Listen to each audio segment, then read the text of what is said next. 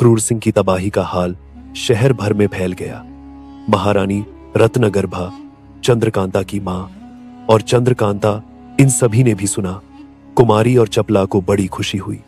जब महाराज महल में गए तो हंसी हंसी में महारानी ने क्रूर सिंह का हाल पूछा।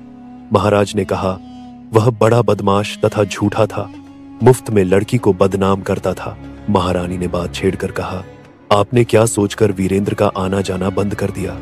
देखिए, यह वही वीरेंद्र है जो लड़कपन से, जब चंद्रकांता पैदा भी नहीं हुई थी, यहीं आता और कई कई दिनों तक रहा करता था। जब यह पैदा हुई तो दोनों बराबर खेला करते और इसी से इन दोनों की आपस की मोहब्बत भी बढ़ गई। उस वक्त यह भी नहीं मालूम होता था कि आप और राजा सुरेंद्र सिंह कोई दो हैं या नौगढ़ या विजयगढ़, दो रजवाहे हैं। सुरेंद्र सिंह भी बराबर आप ही के कहे मुताबिक चला करते थे। कई बार आप कह भी चुके थे कि चंद्रकांता की शादी वीरेंद्र के साथ कर देनी चाहिए। ऐसे मेल मोहब्बत और आपस के बनाव को उस दुष्ट क्रूर ने बिगाड़ दिया और दोनों के चित्त में मैल पैदा कर दिया। महाराज ने कहा, मैं हैरान हूं कि मेरी बुद्धि को क्या हो गया था। मेरी समझ पर पत्थर पड़ गए। कौन सी बात ऐसी हुई जिसके सबब से मेरे दिल से वीरेंद्र सिंह की मोहब्बत जाती रही। हाय, इस क्रूर सिंह ने तो गजब ही किया। इसके निकल जाने पर अब मुझे मालूम होता है।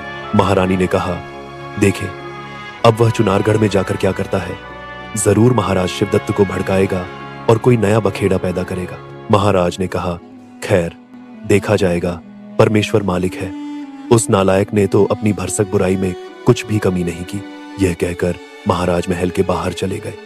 अब उनको यह फिक्र हुई कि किसी को दीवान बनाना चाहिए, नहीं तो काम न चलेगा। कई दिन तक सोच विचार कर हरदयाल सिंह नामी नायब दीवान को मंत्री की पदवी और खिलत दी। यह शख्स बड़ा ईमानदार, नेकबख्त, रहमदिल और साफ तबीयत का था।